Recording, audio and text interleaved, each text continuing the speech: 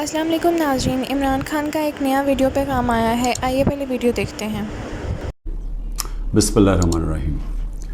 ایاک نعبد و ایاک نستعین۔ میرے پاکستانیوں، آج کل ایک پوری میڈیا کے اندر چلا ہوا ہے کہ جی شاہ محمود قریشی مجھے ملنے آئے اور وہ کوئی پروپوزل لے کے آئے ہیں -1 کی، کہ عمران خان علیحدہ ہو جائے تھوڑی دیر کے لیے اور پارٹی آگے بڑھ جائے۔ تو میں آپ سب کے لیے پہلے تو شاہ محمود کوئی اس طرح کی پروپوزل نہیں لے کے آئے، اور بات چیت ہوئی کہ ان کا جیل میں ٹائم گزرا، کس سے ملے، ہمارے کئی لوگ تھے جو ان سے ملنے آئے، تو وہ سب کی بات چیت ہوئی اور پھر آگے ہم نے کرنا کیا۔ لیکن میں آپ سب کو ذرا سمجھانا چاہتا ہوں کہ دو طرح کی پالیٹکس ہے، یہ آپ نے بڑا ضروری سمجھنا ہے، کیونکہ ایک پالیٹکس میں یہ -1 چلتا ہے۔ وہ کون سی پالیٹکس ہے؟ اس کو پاور پالیٹکس کہتے ہیں۔ وہ پالیٹکس ہوتی ہے اقتدار کی پالیٹکس۔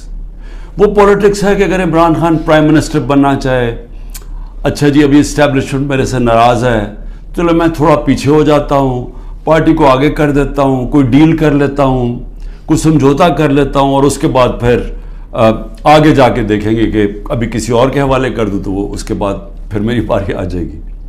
اس کو پاور پالیٹکس کہتے ہیں۔ دوسری پالیٹکس ہے جو میں پالیٹکس کر رہا ہوں 27 سال سے، وہ پالیٹکس ہے جو قائد اعظم کی پالیٹکس تھی۔ وہ پالیٹکس وہ ہے جو کہ مشن کی پالیٹکس ہے، کوئی وہ ذات کی پالیٹکس نہیں ہے۔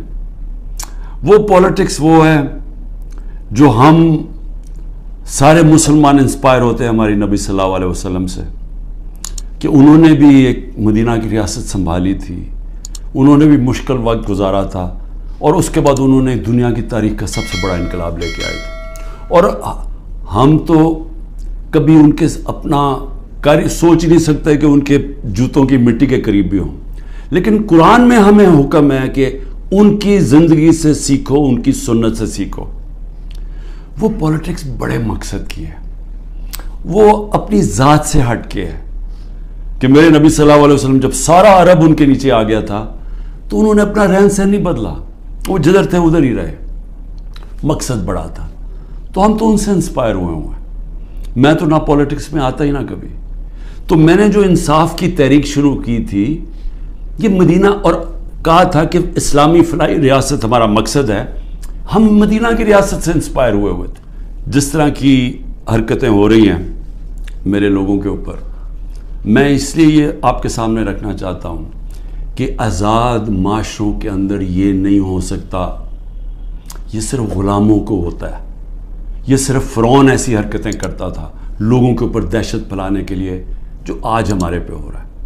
اور میں سارے پاکستانیوں کو کہنا چاہتا ہوں، جو اس وقت یہ پی ڈی ایم والے بھی بیٹھے ہوئے ہیں، یہ جو آپ تماشا دیکھ رہے ہیں، یہ یاد رکھیں کہ یہ آج ہمارے پہ ظلم ہو رہا ہے، یہ ظلم آپ کے اوپر بھی ہوگا جب ایک ملک کے سارے انصاف کے اداروں کو، جب ان کو استعمال کیا جاتا ہے، حکومتی اداروں کو استعمال کیا جاتا ہے ایک پارٹی کو ختم کرنے کے لیے اور ان کے لوگوں کے اوپر دہشت پھیلانے کے لیے، تو یہ سسٹم پھر جاتا نہیں ہے۔ یہ کوئی بھی سنبھال کے یہ سسٹم سب اگر آج ہمارے حقوق نہیں، اگر ہمارے فنڈامنٹل رائٹس نہیں ہیں، تو یہ اب کل آپ کے بھی نہیں ہوں گے۔ فنڈامنٹل رائٹس تو ایک قوم کے حفاظت ہوتے ہیں نا، ان کو ہیومن رائٹس کہتے ہیں۔ یہ ہیومن رائٹس سارے ملک کے ہوتے ہیں۔ یہ نہیں ہوتا کہ ایک طبقے کے آپ ہیومن رائٹس لے لیں، اور وہ طبقہ کیا ہے؟ ملک کی سب سے بڑی جماعت، جس کا سب سے بڑا ووٹ بینک ہے۔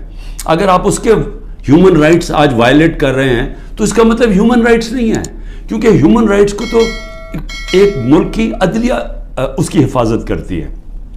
تو ہماری عدلیہ کے تو کچھ سنتا ہی نہیں ہے۔ ہماری عدلیہ نے تو سپریم کورٹ کہتا ہے الیکشنز ہوں گے 14 مئی کو آئین کے مطابق، گورنمنٹ پرواہی نہیں کرتی، تو گورنمنٹ آگے کیوں الیکشن؟ یعنی یہ تو اس کا مطلب کہ اس وقت طاقت کی حکمرانی آ گئی، کیونکہ جب آپ آئین سے باہر نکل گئے تو قانون سے باہر نکل گئے، اس کے مطلب جو طاقتور چاہے وہ کرے گا، تو یہ سارے ملک کو افیکٹ کرے گا، یہ تباہی سارے ملک پہ آ رہی ہے۔ اور یہ جس طرف ہم اب جا رہے ہیں، یہ جو ظلم کر رہے ہیں صرف اور صرف خوف پلا کے سمجھ رہے ہیں کہ یہ پارٹی ٹوٹ جائے گی، اور کئی لوگ چلے بھی گئے ہیں. لیکن کیا اب میرے سے پوچھیں کہ کیا مجھے اس سے کوئی فرق پڑ رہا ہے؟ 150 سے اوپر کیسز کر دیے، قتل کا کیس آخری کر دیا میرے اوپر. مجھے 19 بیلیں لیے میں نے ایک دن میں، یہ دنیا کا ریکارڈ ہے. اس کے بعد 4 گھنٹے نیب میں بیٹھا ہوں. 4 گھنٹے نیب نے میرے سے وہ جو سوال پوچھے، میں چیلنج کرتا ہوں کہ کسی عدالت کے اندر کبھی بھی یہ کیس کی کوئی اہمیت ہو جائے. کوئی کیس ہی نہیں ہے، کیبنٹ کا فیصلہ ہے، ساری کیبنٹ نے فیصلہ کیا. اب یہ دکھانا تھا کہ مجھے اس سے کوئی ذاتی فائدہ ہوا. کیا القاعدہ جو پہلا بن چکی تھی، شروع ہو گئی تھی یونیورسٹی، کیا وہ ایک ٹرسٹ ہے؟ وہاں غریب گھرانوں کے بچوں کو مفت تعلیم مل رہی ہے سیرت نبی پہ اور یہ جو ٹیکنالوجی کے اوپر. وہ ٹرسٹ ہے جس طرح شوکت خانم ہے. مجھے اس سے کیا فائدہ ہے؟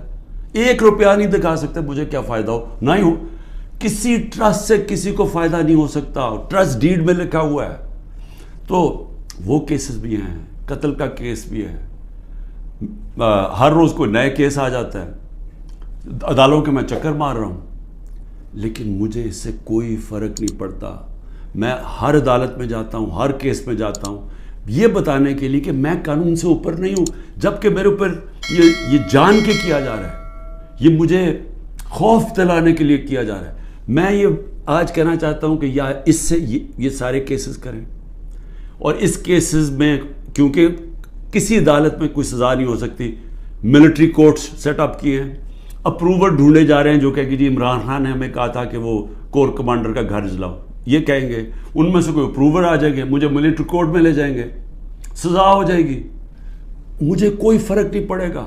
جو آدمی ایک مشن، جو 22 سال سٹرگل کر کے، جو جس کے پاس سب کچھ تھا، کوئی ضرورت نہیں تھی 22 سال سٹرگل کرنے کی، اگر وہ آج 27 سال کے بعد اگر کسی کا خیال ہے کہ میں جیل سے ڈر جاؤں گا، یا جو بھی ہے، جو 2.5 قاتلانے دو میرے اوپر حملے ہو چکے ہیں قتل کرنے کے لیے. ایک مجھے وقت پہ پتہ چل گیا تو میں نے ٹی وی پہ بتا دیا کہ کیا کرنے جا رہے تھے. تو اس سے کیا فرق پڑے گا؟ جو قاتلانہ حملے سے نہیں ڈرتا تو وہ کس سے اور ڈرے گا؟ اب آگے کیا راستہ ہے؟ ملک کا راستہ آگے کیا ہے؟ میں جو یہ ان سے بات کرتا ہوں کہ میرے سے بات چیت کرو، کوئی بات چیت نہیں کرتا. میں اپنی اسٹیبلشمنٹ آرمی چیف سے اسے کہتا ہوں کہ بات چیت کرو، کوئی بات چیت کرنے کے لیے تیار نہیں ہے. میں اپنی ذات کے لیے آپ سے بات نہیں کرنا چاہتا. مجھے آپ کچھ نہیں دے سکتے. قوم میرے ساتھ کھڑی ہے، کیا کوئی دے سکتا ہے؟ میں کوئی چور دروازے تو آنا نہیں چاہتا. اگر قوم مجھے ووٹ دے گی میں تیار ہوں، لیکن اگر قوم ووٹ نہیں دے گی تو نہیں. اللہ نے تو سب کچھ، میں وہ اللہ نے کا شکر ادا کرتا ہوں ہر وقت کا جو اس نے مجھے دیا. لیکن میں بات کرنا چاہتا ہوں کہ ملک تباہی کی طرف جا رہا ہے. یہ جو بجٹ آیا ہے، اس بجٹ کے اندر ذرا آپ کو سمجھ آ جانا چاہیے کہ ہم اب کدھر ایک دلدل کے اندر دھستے جا رہے ہیں. آپ یہ سوچیں کہ فیڈرل گورنمنٹ جو سارا جب وہ پیسے دے دے گی صوبوں کو، جو 5,000 ارب روپیہ صوبوں کو جب جائے گا، تو فیڈرل گورنمنٹ کے پاس جو پیسہ بچے گا اس سے زیادہ جو ہمارا سود دینا ہے، ہم نے قرضوں کے اوپر سود دینا ہے، وہ سود اس سے زیادہ ہے. 7,300 ارب روپے کا سود دینا ہے. مشکل سے فیڈرل گورنمنٹ کے پاس بچ جائے گا 7,000 ارب سے بھی کم. تو سارا پھر ملک قرضوں پہ چلے گا. ہم نے 3.5 سال میں 18,400 ارب قرضہ لیا تھا. 18,400 ارب قرضہ 3.5 سالوں میں. انہوں نے تقریباً 15,000 ارب قرضہ 1 سال میں لے لیا. تو یہ قرضے چڑھائے جا رہے ہیں. انڈسٹری بند ہو رہی ہے. گروتھ ریٹ جو تھی جس سے دولت میں اضافہ ہوتا ہے وہ 6.1% سال پہلے تھی، آج وہ پہنچ گئی ہے 0.3 پہ. تو جو دولت ہے اس کے اندر تو کمی ہو رہی ہے، قرضے بڑھتے جا رہے ہیں. ڈالر کدھر سے آئیں گے؟ انہوں نے 25-30 ارب ڈالر 1 سال کے اندر دینے ہیں، وہ کدھر سے آئیں گے؟ تو میں آج اس لیے یہ سوال پوچھ رہا ہوں کہ کوئی تو روڈ میپ ہوگا نا. ابھی تو روڈ میپ یہ ہے کہ کسی نہ کسی طرح عمران خان کو ختم کرو, اور اگر P T I Imran Khan سے تو اس کو ختم کرو. تو ابھی تو یہ ون پوائنٹ ایجنڈا, ساری ایجنسیز, سب کچھ, سارے ملک کے ادارے وہ اسی پہ لگے ہوئے ہیں کام کرنے. لیکن میں سوال کچھ اور پوچھ رہا ہوں. میں یہ نہیں کہہ رہا کہ کریں, ہم کھڑے ہیں. اس میں سے ایک آپ یہ کرم کر رہے ہیں کہ میرے جو نظریاتی لوگ ہیں وہ نظر آنا شروع ہو گئے ہیں کہ وہ نظریاتی لوگ کون ہیں, اور وہ نظر آنا شروع ہو گئے کہ جو ہمارے ساتھ اور مقصد کے لیے آئے تھے, ان نظریے کے لیے نہیں آئے تھے. تو ایک تو آپ فائدہ کر رہے ہیں کیونکہ صرف نظریاتی پارٹی اب پاکستان کو اس دلدل سے نکال سکتی ہے. پہلے 140 ملکوں میں سے پاکستان 129 تھا رول آف لا میں. اب جو یہ انہوں نے کریک ڈاؤن کیا, اب تو یہ بالکل ہی نیچے گر گیا ہے, اب تو وہ بنانا ریپبلک بن گیا ہے. تو جب رول آف لا ہی نہیں ہے, انویسٹمنٹ کیسے آئے گی؟ انویسٹمنٹ نہیں آئے گی, دولت میں اضافہ کیسے ہوگا؟ یہاں تو اس وقت